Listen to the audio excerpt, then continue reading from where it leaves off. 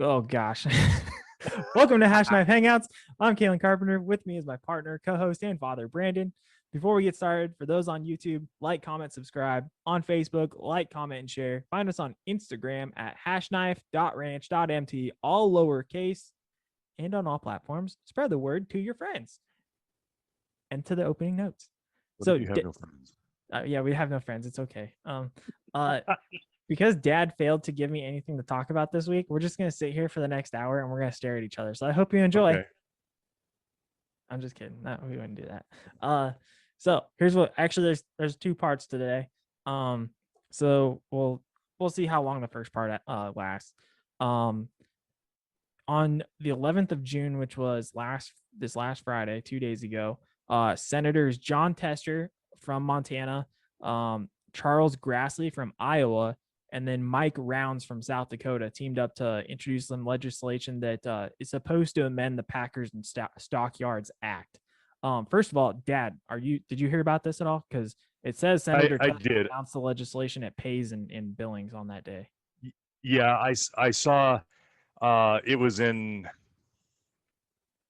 not live. I didn't see a news report of it. I saw like a picture with a caption that said that they were doing just, almost like it was in a newspaper type thing. And I don't know where I saw it, but I saw that and went, that's interesting. We'll see. And that's kind of where I was going with it, because the quote from I was looking at Drovers. If anybody's interested in beef and some of the beef industry news, Drovers is a good one. It's Drovers, Drovers. They've got some good stuff. I follow them a lot.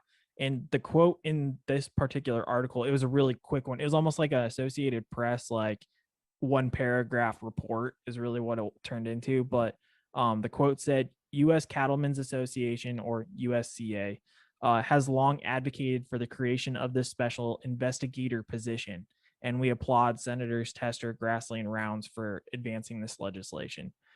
So frankly, due to a lot of political perspective on my part, I do not like Senator Tester, even though he represents my state. He does not represent our state. He's supposed, yeah. That's why but he's been voted in here, but right, and I agree with that. But the problem is with a flat top. Yeah, he is. But the other guys with him, I don't know anything about them. I would hope that they're they're doing the right thing. But that's the question. Is it says, the USCA has long advocated for this. It's what we've been screaming from the rooftops on this channel since the beginning of it last October. I literally tweeted, what I'm upset about is, why is Senator Daines? I agree with a lot of what Senator Daines has to say, and he's also he's our other senator. He's a Republican, so Senator Tester's a Democrat and Senator Daines is a Republican. If this is such a good thing, why are both of our state senators not on here? Now, Senator Daines, I've seen as a congressman, did a lot of good stuff for like our timber and logging communities in Western Montana. But hey, sir, why aren't you doing this? Why aren't you here? Because I tweeted them, I tweeted our governor, and I tweeted our representative, who is Matt Rosendale. I said, hey, you guys need to start doing some stuff because people are losing their jobs. You guys made a whole month. May was beef month in Montana, but you're not doing anything other than saying that. I need to see something in legislation. I need to see you guys doing something or starting stuff like this, which is why I say I hope, much like you, I hope it comes out. And it does well, and it starts to look into why are there only 4 Packers in the United States, because this is wrong. That's really it. So what do you see coming out of this, Dad? Well, that's why when I saw that, I gave it a glance and I went, yeah, we'll see, because Tester historically has been on the side of making a news splash that makes it look like he's really doing something. He does this every cycle, especially with veterans. Yes. That he really cares for veterans. He doesn't do squat for them until it looks like he's going to do something for re-election. I mean, most veterans know this. Most active duty people from Montana know this, that he's a charlatan, very self-serving.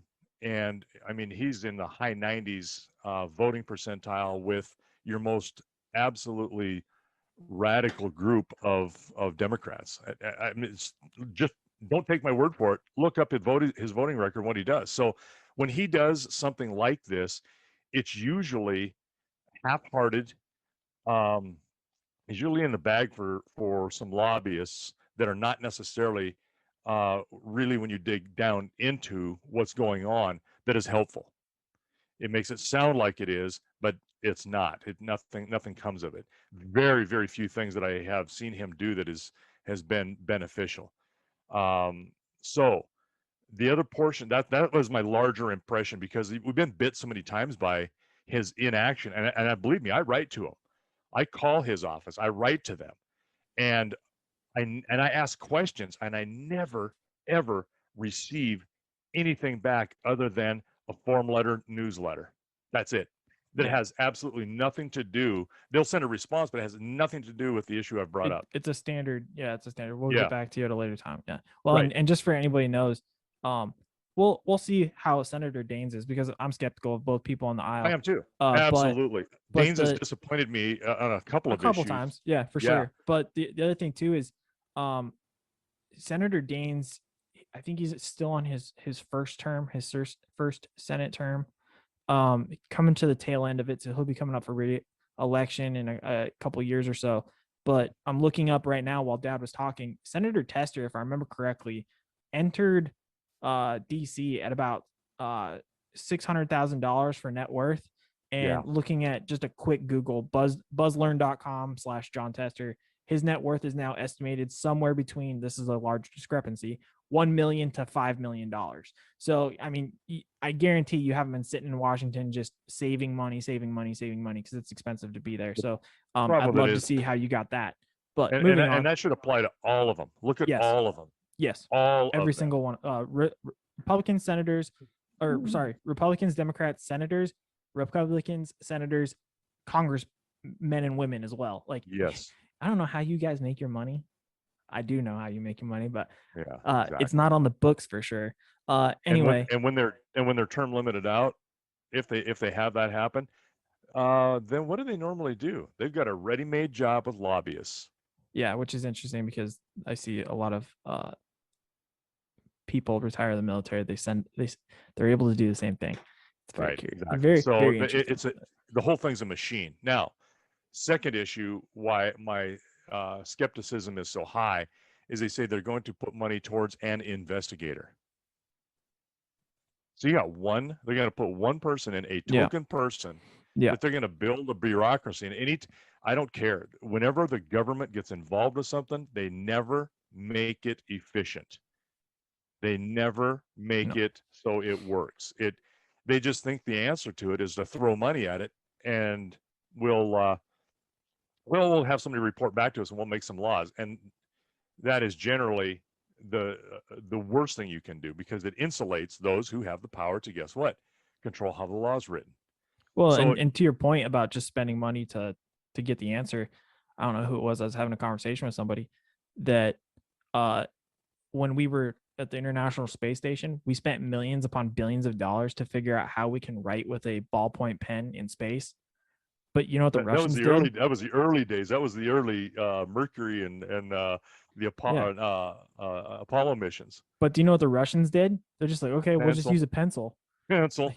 Hey, instead of like looking at all of our solutions, what we've done is we've tried to just say, no, here's where we want to be, no matter how trivial, and we're just gonna spend our money to get there. I'm like, there's better ways to do things. Like you're saying, like a single investigator. First of all, I see an issue as well with that, because you're looking at a single point of failure and the single point of corruption.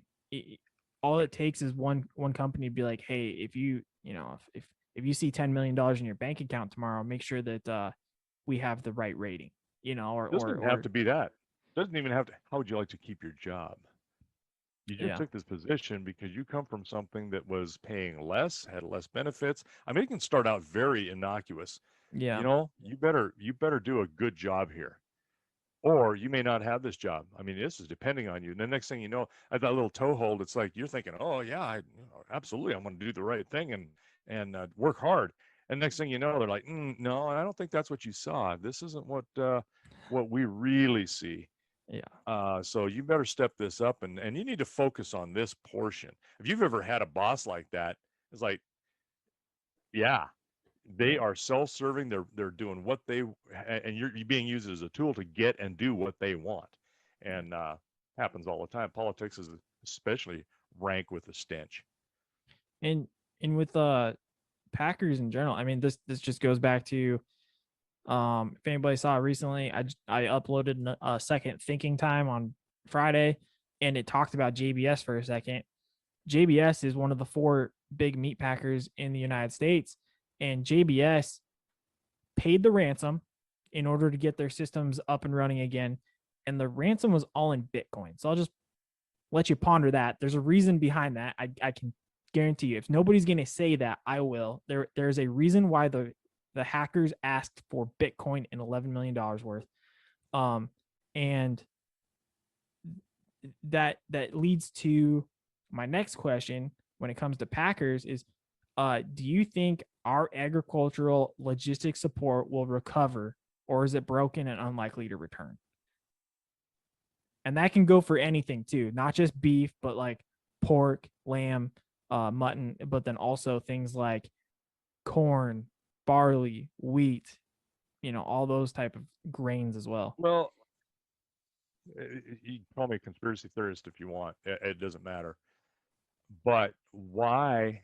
Ask yourself the bigger question: why are these hackers shutting down systems that are extremely important to every American and everyday life? Fuel. Yeah, you might have your tank full today, but will it be full next week? Why did they shut down the Colonial Pipeline? Why are they now hitting a food supply? Yeah. Electrical grid, that's probably next, Yeah. right? Why are they doing that? Exactly what these are all. I think these are all tests, and they're tests to not only have a hostile takeover politically, governmentally, and certainly at the level of the everyday individual. They're trying to change behavior. For one is one possibility. The other one is just a flat out, hey, you know what? We kind of like where we're at. Look at Putin and what he has done, what they did in Crimea, several years ago under not the previous administration, but a previous one to that. Hey, just walked right in, unchecked. Hey, we don't think that can happen here. It's happening. You watch it happen, and it's not necessarily through boots on the ground. It's economically, it's politically, it's through food, it's through infrastructure, fuel, you name it. You shut us down on our electrical grid, people die.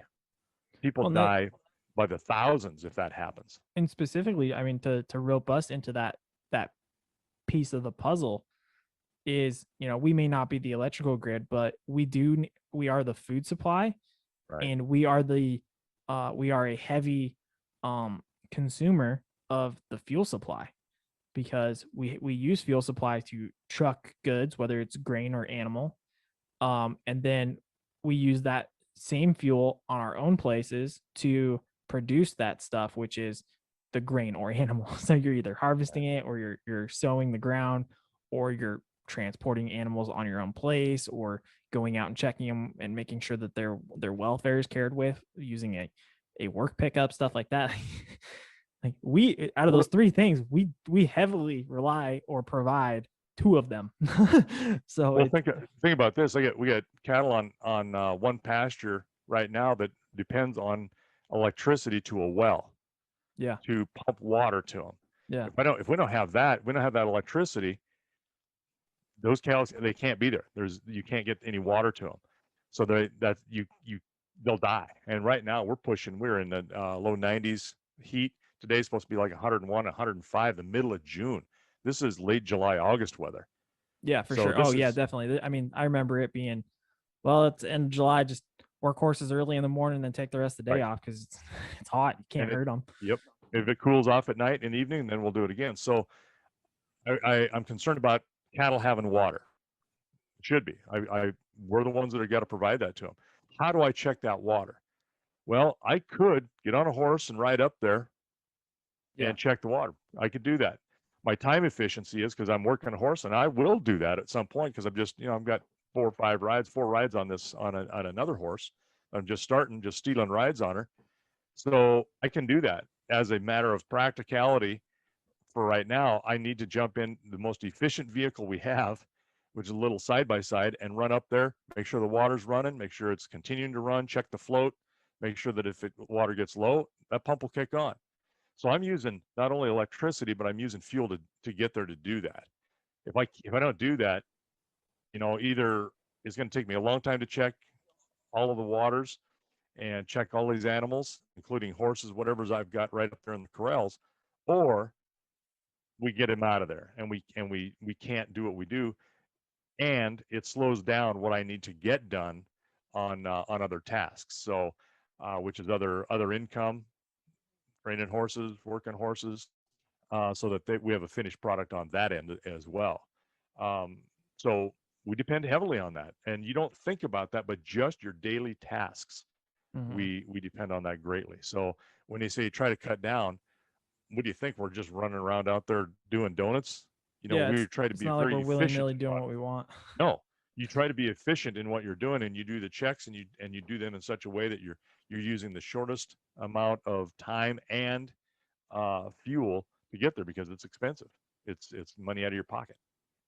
Well, and this is kind of it's the same. This is kind of where I was thinking. You went down a different route, but I completely agree with you. Uh, so I'll phrase the question again, or say the question again. I'll explain where it came from. So the question was, do you think our agricultural logistic support or supply system will recover, or is it broken and unlikely to return? So the reason I brought that up was because I saw a thing the other day on potatoes. There's a potato farm in Sheridan, Montana, that they recently had to dump 700 tons 700 tons of potatoes because they couldn't get it to market. Because what's happening is there's different storage locations where potatoes are unable to be transported to their final destinations, whether it's like places like Lay's where they're creating chips, or you're going simply to restaurants to make fries and stuff like that. All the different locations throughout the country, they had to dump 700 tons because the they just can't get it out there. And so the potatoes that are already in the system are rotting away, and they're like, hey, you can send it to us, but you're not going to get paid for it, and they're all going to end up getting rotting in a bin somewhere anyway, so you might as well dump them where they're at. So Well, and to go along with that, and as an understanding of how that works, a little over a year ago when this pandemic governmental shutdown started, uh, same thing with some potatoes. A guy locally here, his brother's involved with a potato farm. They went ahead and just brought potatoes to Billings and went to the local fairgrounds or Metro Park, and they were giving them away instead of letting them rot. Just yeah, people come pick up potatoes, and some of these, when you start talking seed potatoes, now you got a problem with your food supply because people don't necessarily understand it. A potato is not necessarily a potato. There's lots of different varieties, and some of those are specifically seed potatoes so that you can continue to have more seed crops. So there's a lot more to it than what meets the eye there, and that's an artificial. That was an artificial caused right, problem right. because you're stopping the supply chain. I'm sorry. So go ahead with your thought. Well, That it was wasn't just just that's not a one-time event. That's happening all over. right, and that's my point. Is I think between that and then there's high prices. So now what you're seeing also is people. I'm watching on Twitter. People are they're leaving the business. They can't support themselves because, like we've talked about before, you're all in or you're out, because you can't teeter in and out, because then you start losing money. So the more quantities you have, the more you are likely to stay, because you end up getting more return overall. It's a weird concept. Some people may not understand, but it's just the way it is. The Knowing that people are quickly leaving because they can't afford it when it comes to like cattle, you'll start seeing probably with hogs as well. I foresee. Then we're starting to see this with things like potatoes. What's going to happen next? What about cabbage? Everybody relies on cabbage and lettuce farms a lot. So when we start cutting out some of these big things that, especially in an American diet, those are all big things. Your pork, beef, lettuce, and cabbage, those are all big things. Potatoes, Chicken's huge too. Yeah. chicken as well. But like you start losing more and more people, in a sense, again, it's artificially destroying our logistical support, our agricultural foundation. Do you think we can recover from this, or is it going to just keep going down until we're going to not be able to support ourselves, and then we're going to be looking elsewhere like China to support us? Well, and that's a very good question, and I don't know the answer to that. I mean, I can speculate, I Right. can surmise, but there, I think we still have to have people understand where the hell their food comes from, and what happens when you have, uh, and I look at this this deal with JBS and the Colonial Pipeline. You got people that may have reasons to do this, which are not just monetary. Right. It's It may be I mean, political, geopolitical, I was gonna say you could potentially have Russia and China. This is very realistic. They're doing yeah. ransomware stuff through a third party in order to test military capabilities. It's very Well, possible. let's be honest. If it's happening in China or Russia, it is sanctioned by those governments. Mm-hmm. Yeah. There is no question. They insulate themselves, and then we play political games like, hey, welcome back to the club. I mean, so to me, what I look at as a long game consumer type of issue is anytime that they pay a tax like that, it's a tax. I didn't say ransom, I said tax. And there's a lot of people go, so what? It's a big corporation. They can afford it. It's about time they get nabbed. Well, guess what? Yeah. Taxes are not absorbed by corporations. Taxes are passed on to the consumer. So your price of food is going to go higher and higher and higher. Well, it's the same That's where that's at. with the minimum wage too. I saw an article the other day. It was interesting because I was like, I knew this is where I was going to head. Obviously I'm a conservative guy by nature, but it's funny to see because it's like exactly what people on the right were saying, were warning would happen is happening, because Chipotle, a big fast food Mexican Tex-Mex restaurant, they are one of the first organizations to increase food costs in the business, because Yep. it now has to pass on from the consumer to help justify the minimum wage increasing. And I was like, this is exactly what happens. Because if you really think it's going to come out of the pockets of the CEO or anything like that, you're wrong.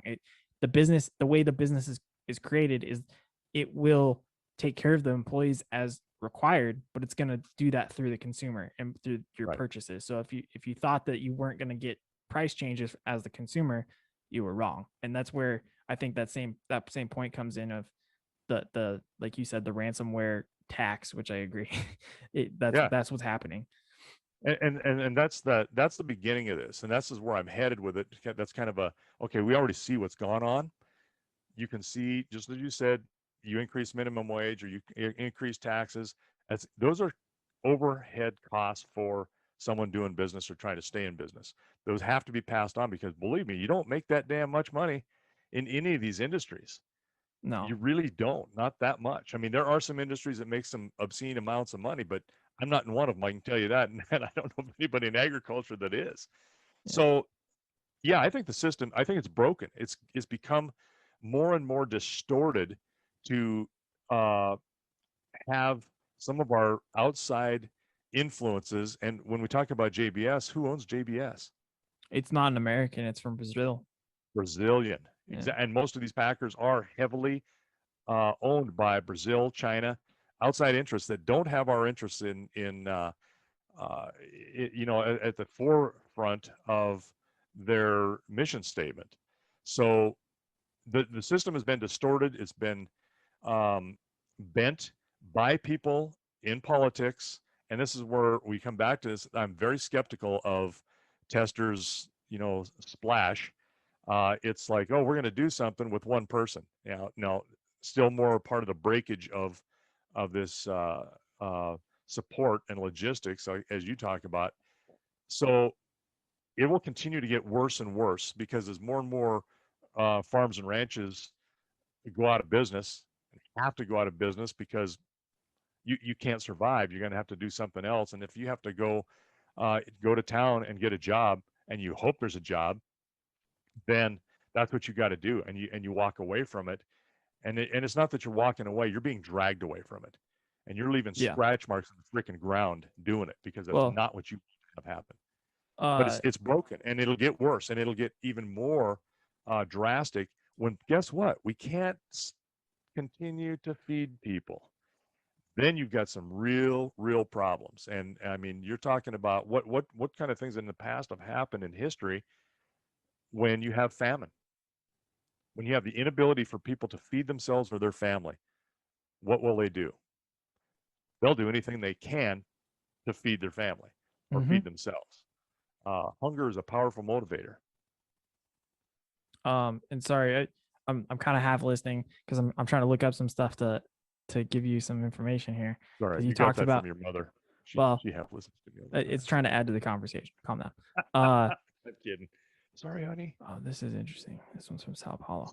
So the it is going to be, it's broke. It's going to continue to get broke until agriculture is made, or it's put on an even footing to where we can survive doing what we're doing.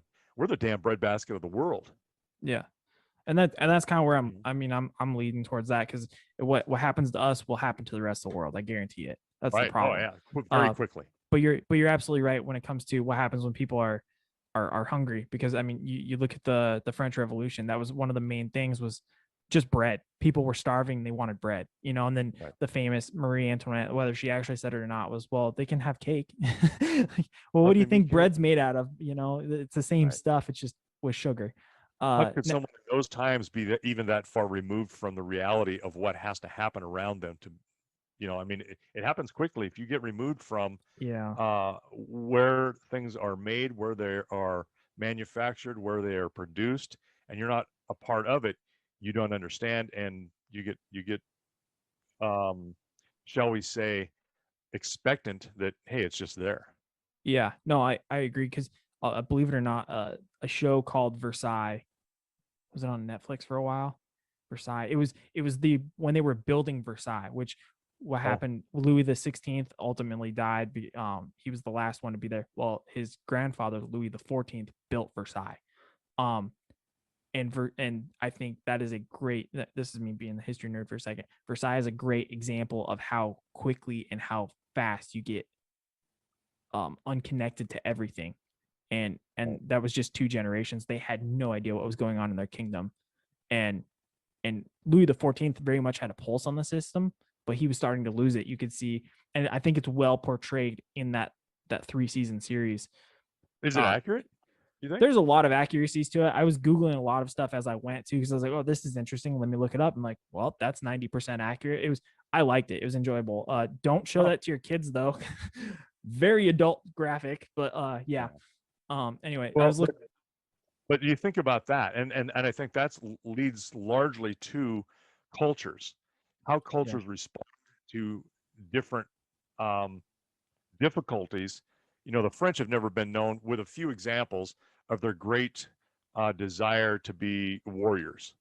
There's a few examples there that are different, but they've been baby birds. They love to be just taken care of. Oh, I'm losing you. And I think that when they can't, they expect to be taken care of. And so you have this will of, I don't need to do it myself. You need to provide it for me. And when it's not able to be provided, now you have revolutions. And the French are, there's no. Your Wi-Fi is killing me right now. Raising their hands and giving up, except for a great few examples. Yeah, your Wi-Fi is killing me. Sorry. Technology. Hold on a second.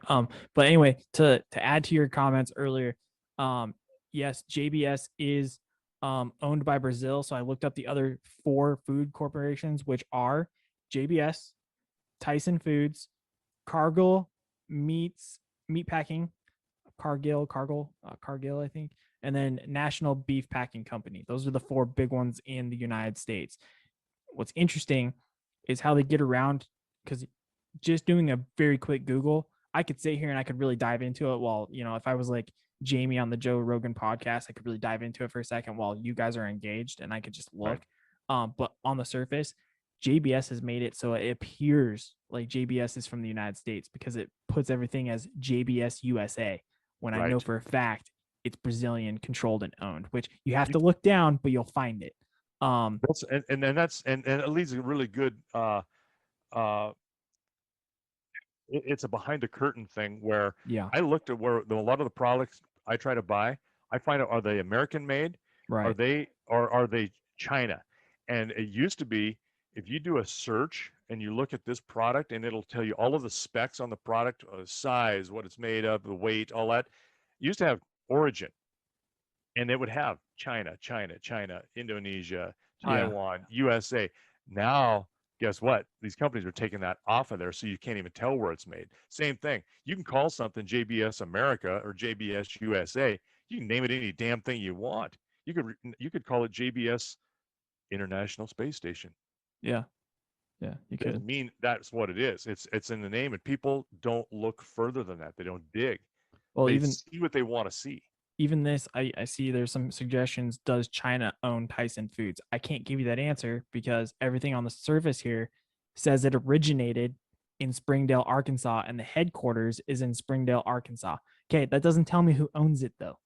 Exactly. Cargill, same thing. On the surface, I'm looking through here. I can't tell you who, in good faith, giving you as accurate information as possible. I can't tell you who owns it, like what actual corporation, because now we're getting to the point also in the world where there's so many smaller companies that are owned by a bigger one. For example, Budweiser, Anheuser-Busch, it used to be an American company and its headquarters in the United States, but it's owned by InBev, which owns 3 or 4 large corporations that are throughout the world. So they've owned one in China, one in the United States, which is Anheuser-Busch, and a couple others, and then I think a few in Europe as well. So you have this bigger, like, daddy, the big brother that's above all of it, and it's crazy. So Cargill, I can't tell you. National Beef, it started in, it says Kansas, I think, but can I tell you if it's American owned or not? I can't. I can tell you the CEOs. The CEO is from Missouri. Yeah, CEO's from Missouri, but I can't tell you who owns it. Maybe it is American. What does that mean? He's from there. Does he live there currently? Has he been brought in from another country? Is this now his legal address? I mean, there's all kinds of things. Word speak is you can't believe a damn thing that you see or hear anymore. Used to be, my dad used to say, don't believe anything you hear and only half of what you see. You can't even believe anything you see anymore. Here you go. I think it's Brazilian owned. National Beef Packing Company, because looking at the headline from July of 2018, it says National Beef Packing Company, or LLC, Sao Paulo, Brazil. The Brazilian meat company Marfrig acquired National Beef. I'm like, so they're probably owned by the same daddies who own JBS. But they brand it with American, So let me ask this: how broken does a system have to be? If would you take a job at half the hourly rate to be able to eat? It depends on how desperate you are, right? Like, if you're hungry, food becomes more important than the finances, right? Because cash isn't going to get you anything, food will. Well, but if that cash is then turned so that you can buy food, right? But then at the same time, do that? If I have to work twice as much as I do now to get the same food that I did before, would I rather just go for wages via food like they used to do? Like, you work hard, you get a bread, or you get something, right? Or do I just get $300? And that's where I'm headed with this. Is that okay? Pretty soon you've got that, and you're in a hole. You can't do anything. Now, are you willing to work for food? Yeah. How now? Okay, you're done. You've done that. How about half rations? That's all we can afford to give you. Yeah. Are you willing to work for half rations? It can go a very, very ugly direction. There's been ways that's been depicted in many literature, and it was physically depicted in the Holocaust. I mean, work will set you free was the motto, and yeah, it set you free, but they killed you. Like Right. you went to the Well, whole nother type of world. and that's also where I'm talking about is that food is no longer at that point a necessity. It is, but it's also a commodity for you Yeah, to it feel like you it get to turn have it. turns into something that's a basic human foundational need into also a financial nice to have at the Right. same time, and that's when things get dangerous for sure. Yeah. Right. So Um. that's why, and that's why I can see things. I can see things that could get better because there are lots of solutions, Mhm. and I think we've highlighted some of those, and there's some people that are even more engaged in that at the everyday level than on the political thing. And we've said this before. We try to not be political on here, only when it, as you've said, only when it is in a very specific and pertaining to what we do, Which is because agriculture. which is agriculture, and that Yeah. is the only thing. I don't care about the rest. I do, but it's not the focus of why we do what we try to do here. So the problem with that is um, you get dragged into that. Mhm. You have when you have politicians that are dictating what you do with your markets, because, and we've said before, it isn't like we can just turn a switch on or off and not produce. We've got it's a long-term system. It takes us, to take a finished product. It's really a 2-year process. Right. You're 18 months to 2 years from the time a cow is bred until that calf goes to a packer or a feedlot to get ready to slaughter. So you just don't turn that on or off. And once you have those animals, you still got to feed them. And Right. so it's you disrupt that, or you control one part of that chain of events that has to happen for any producer. You control the whole thing. Yeah, I agree. And that's also why, especially when it comes to politics, that's why we get so angry with certain individuals such as Representative Ocasio-Cortez, because she comes up with ideas like the Green New Deal, and whether you agree with it or not, it has significant impacts on what we do when it directly attacks the production of meat and stuff like that. So I'll leave it there, but like that's particularly why I think it's so important that we do discuss and provide solutions. But next thing is Right. getting the politicians to listen to us. Well, That's and why and I some of hit them those up are, on Twitter. and again, that's exactly why. Well, good for you, because I got no Twitter thing. Yeah. Uh, but those are some of the ideas, or some of the people who are so displaced from what you actually have to have happen Right. or want to. And I think part of that is by design. But they have people right here that we know that absolutely they'll follow that without any idea, because it's ideological now. Right. They're following a idea or um, a political agenda, a and really a governmental structure, when it comes down to it, that they think is going to be better, without having anything to do with it, having anything to know about it. And really, from a perspective, I think that is a little bit off, because they haven't been hungry. Right. You cannot tell me Jenny from she wants to claim she's a New Yorker, but she grew up fairly well off, at least middle class. And in the area she's at, I don't think she missed a lot of meals. If she did, it was because she was having too much fun doing something else and just, oh, skip that meal. I'll get to it later. It's always there. So they don't have any idea what really it takes to feed themselves. And they're not feeding themselves, they're being fed. Right. Well, and it goes back to the Packers. But anyway, in other news, we got like 20 minutes left, and we'll probably not use all of it. But uh, I will be home for almost 3 weeks, starting about 2 days from now, All which is right. rare. But Yeah. I'm available because I get to use my annual leave, and I have literally use or lose days. Which, if anybody's not familiar with the Army, you literally have to use certain vacation days, or you never get them back. Which I have about 20 of them, so I'm trying to kill those before the next fiscal year, because then it starts all over. So my question is to Dad, when I get to come home, specifically in the summertime, because I haven't been home in the summer for 2 years now, What do you True. enjoy the most about when I get to come visit? Just having you here. Oh, that's I mean, it. it's the same thing. I know it seems so simple, but it goes back to your perspective changes. Uh, when people aren't around, or your perspective changes, and this goes right back to what we were talking about. Take this to another subject. Is I've said a number of times that you do not understand how much your parents love you until Oh, you have your own kids. You just yeah. don't. And so the most important thing to us now, we love it when you and Braden can be with us. It's just, and we don't have to do a damn thing. We can sit on the deck. We can build fence, and we've done that, you Yeah. know, out there struggling in the heat for something that's a priority, got to be done, pulling a well because all of a sudden we lost water. Yeah, Hey, I heard about guess what we're it. going to do? We're not going to drink beer this afternoon and then just enjoy each other. We're pulling a well. We're getting some work done. We got to get animals watered. So the funnest thing, the best thing is just to have you guys home, just be here.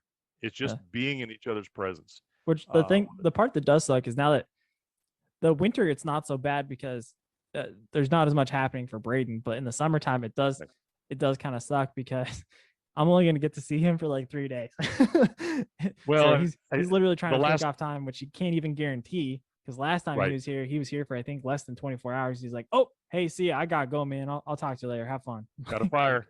Well, and the last time you were home in summertime 2 years ago, we were going to go on a short trip for, I think it was 2 nights, 3 days, Yeah, and go see some country and hit Glacier Park and make a big loop. The very last minute, he gets a call. Hey, we got a fire. We're being called out of state. So, and he looked at us and we said, you know what? You need to take care of yourself. yeah. The job has got to come first at this point in your life. Well, and So it paid for college for it, him. So it we paid for literally exactly. we literally met his engine. They were driving to, Yeah. I think, Nevada, and he's like, "Hey, can you guys meet me in Billings?" And so we drove him there and we dropped him off, and he literally got out with his little backpack or something. He's like, "All right, I'll see you guys in 2 weeks." Yep, that's the way it was, and they were fueling up to keep on headed down the road, and we just rendezvoused with them, and so it changes, and it's like, damn it, but at least we got to spend some time together, a couple Yeah, days. So that's the most important thing, is just having you guys home, knowing you're safe, and we can, cook some hot cakes and sourdough hot cakes in the morning, and then eat some steaks at night, hopefully drink some beer, and just sit and enjoy it. That's the older you get, and when you someday have your own kids, you're going to be, oh, this is cool. Yeah, because I liked hanging out with my mom and dad too, but it's it's a different perspective, it's a different feel, and it's a different um, viewpoint from whether you're the beginning of your life, or I haven't got that many years left. I could live another 20, 30 years, and when you look at it, it ain't long. yeah, 20 years is not a long time when you're at the end of those 20 years, or headed towards the end of those 20 years. And 20 years when you're 25 years old, or 20, 7, like you're like, 20 years, 47, Jesus, I'm going to be washed up. I'm going to be an old man. I can remember that. So it does change things. It just changes how you look. And I think those moments become more and more precious all the time, and, more meaningful all the time. And it was kind of funny. My dad was not a rock and roll kind of guy, or even pop music. I mean, Grandpa was not. It was old country, and I love old country because that's what I grew up on listening. I didn't know there was such thing as rock and roll music till I was in high school. It wasn't quite that bad, but almost. But there's a song that come on the radio one time, and I don't know why it just happened to be on. I had it, and maybe he was traveling with me in my pickup or something, and it was a song called "Cats in the Cradle," and it talks about how you have a son is born, and then you're always going to do things with him, but hey, we'll have to do that one day because I'm kind of busy, and things get away from me. And he goes, yeah, I just love this song. And I'm like, he'd heard it before, couldn't tell you who sings it. Hell, I can't tell you is it Cat Stevens?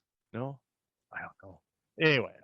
Anyway, love that song because it puts perspective in that. And I saw it from that point going, yeah.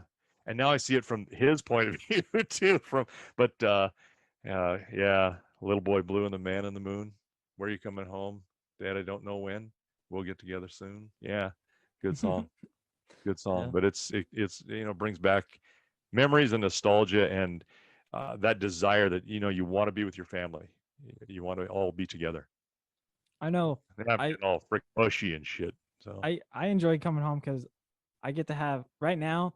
So in New York, in New York, they had good beer. Uh, it wasn't Montana beer. It was really good beer, but it wasn't Montana beer. And so then I get to go home and I get to go have those really good dark beers, and I miss that. it's the Because water.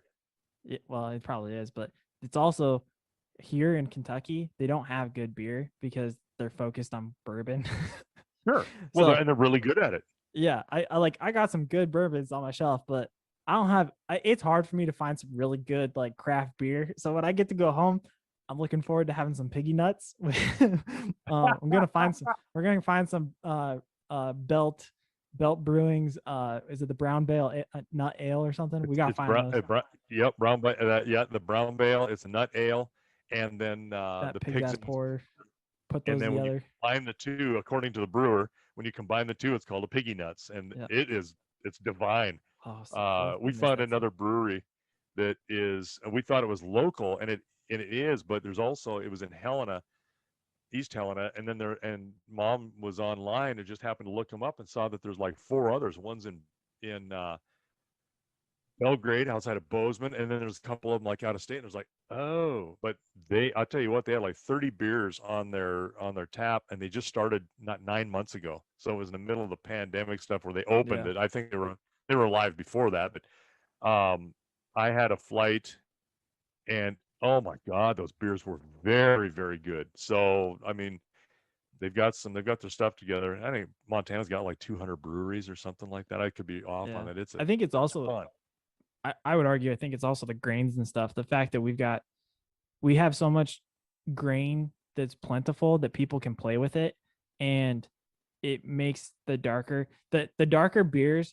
I have yet to find a better state to this point that has good dark beers. Now other places have lighter stuff that's good, and sours. Like New York will kill it with sours. If you don't like sours but you like kind of like fruity beers and stuff, like New York's got it. But Huh. when it comes to dark stuff, I can't. I miss the dark stuff in Montana. Well, these guys, and I don't know what the brewers are doing, but I talked to one the other day because I'm still looking for somebody to make that smoked porter like Yeah, we had at yeah. Gettysburg. Oh my God! And this brewer said it was at Two Bass at White Sulphur Springs, and he says, yeah, you can buy the malts for that, for smoked malts. I said, well, my understanding was that they over roasted their malts. They were doing it themselves, and then they just over roast a little bit to get that smoky flavor. He's like, but you can see in his eyes, he's like, yeah, you can buy those malts. I'm like, okay, It's yeah. not worth his time. He's thinking about It's it. not. Yeah. Well, not only that, he says he has to sell so many kegs to make it Yeah, gotta pay, make and it worth it. Yeah. yeah, so they're taking that calculated risk. Like any business is okay. If I produce this, is it going to sell? Or am I Well, going and to the other dump it thing, out on the ground? the other thing too is, sometimes particularly you have to do it at special times too, because the darker stuff normally they're not gonna be able to sell it in the summer, so they're not gonna try do it then. They'll have to do it in the winter time, and same with light Right. stuff. Typically, you'll be selling in the summer, but if that's not the flavor profile of the brewmaster, if the brewmaster is more of like a lighter guy anyway, he's not Right. going to be Right. interested. And he's going to be like, yeah, it's not my forte. My forte is kind of like I'm the IPA and Right. lager guy, so I'm going to focus on that. And I'll throw a couple dark stuff out there just to make sure that I'm hitting the market. But my thing is this, and some of those guys they nail it. Like they've got like two specialized beers that's like their baby, but then they won't go Yeah, that outside makes that because sense.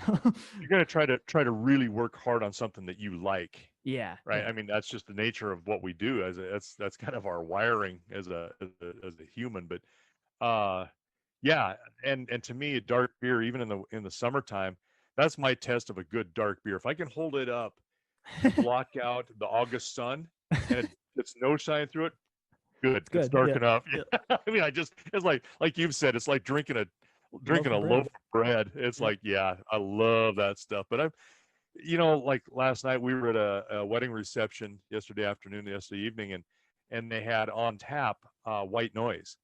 which Oh, is a that's pretty good. very light beer, but it was, getting warm and it was kind of hot, and there was a cold smoke. I could see a can of cold smoke in their cooler, but they Which had is a white Scotch noise ale, on. if anybody doesn't know that. It's kind of like a Yeah, Scotch reddish ale, and it's a in the good middle. one. It's a good Scotch ale. Yeah. And we drink that, often if you've got nowhere else to go and you see that, they're absolutely, you're gonna still have a good beer. But on this tap, and it white noise, and went, okay, this is gonna be light, but you know what? It's kind of a hot day. Sounds It's good. kind of refreshing. Yeah, I can, and we're gonna eat, and so yeah, it was good, and it was like $3 for a 12-ounce glass. I thought, well, and they've underpriced it at a wedding venue, So, Yeah. it's good stuff. The other thing too is No, I miss it, when I come home on the summertime, I miss working. So I already told mom, I was like, if you guys need stuff done, let me know. And she's like, okay, we're gonna be building fence. So when I come home, I gotta build a well, fence. there's a Yeah. couple of things. There's some fence we need to build. We might even re-roof a shed, which should take Oof. not Okay. horrible long time. Yeah, I know. I Yeah, know last time I was home, you'd just gotten a couple deliveries of hay, so I helped stack hay. People are like, yeah. do you really enjoy doing that stuff? I'm like, yeah, actually I do because I'm doing physical labor where it's actually meaningful. So, Well, and I get that. I totally get that because when I was in college, you're not able to work a place all the time. I mean, you're just no, not there, and that's where you kind of take a hiatus away from ag is during that time, except for when you're needed and you got to come home to do this and especially the riding and training horses. You can't. It's impractical and impossible to do that unless that horse is with you when you're in college, and that ain't gonna happen either because I was right. working a full-time job at night. So I would come home and I'm happy to fix fence, build fence, tear something down, stack hay. And it was funny if your grandpa knew I was coming, and generally I would try to get up really early in the morning so I could be there about daylight. So I would leave like 2:33 in the morning so I could, make the drive and be there in 4 hours, 4.5 hours when the sun's up and it's cool. And I drive in the yard and here's a couple horses already saddled, waiting, standing at the hitching post, ready to He go. was I was like, prepped. He was ready to go. never even went in the house. He'd see me come in. We just go out, get on these horses, and take a ride. So That's yeah, awesome. it was awesome. Yeah. So I totally get that. And you feel like, oh, we shouldn't work him because he's getting some time off, but that that work is also relaxing. I mean, you're physically tired, but you're contributing and doing what you want to do. And as your brother says, we got to get you away from that big city Big city living. living. Yeah. my brother's a my brother's a piece of work sometimes. Oh my God, that's so funny. It's just big red button on your chest, and he just Yeah. likes to just big city living. It really You know? hurts. It really hurts. Oh God, that's It so sucks funny. too because there's times where I'll do something real boneheaded like I did this last winter where I open the gate toward the vehicle instead of away. And Away from the vehicle instead of and I toward it. yeah, that way, Trust whatever. me. Yeah. I thought I said There you yeah, go. You did it again. whatever. I so that's the thing, like I knew what I meant, but I said it the wrong way. And I was like halfway done. It was like, nope, this is the wrong direction. So I turned around and I took it the other direction. And then you guys pull up and I jump in the back ready to go feed the cows. And Braden just goes, a big city living really hitting you hard, huh? I'm like, I don't need to listen to this from you. So Well, and the second you turned around and looked at us, we both started laughing. We knew what he was gonna say. Didn't even have to talk about it. yep. Oh, geez. But No, the problem is that when you come home, is that the time lasts too short. And the same with yeah, him. When he comes home if he gets a little bit of time off between fires, or there's a lull and he gets to come home 24, 48 hours, it's just not enough. It's just and you got things to do, but you kind of just want to hang out too. So it's on my end, it's like I don't want to feel like I'm working you guys to death because that's why you joined the army, is to get rid of or away from this kind of work. yeah. Well, I'm I not think getting any younger. with that, we'll kind of wrap it up. For anybody who's an avid follower and watches our videos on a regular basis, we will probably, I say probably because we'll see how my Wi-Fi works in the next 3 months, be suspending any videos and discussions until I get back to Kentucky in September. So this might be the last video, but we'll see. If I'm able to obtain good Wi-Fi networks and stuff like that, before then, we will resume. But until then, I hope everybody enjoys your summer, and we'll return in a few short months. And again, everybody, we're not giving you gold. We're giving you this, and we thank you till you're better paid.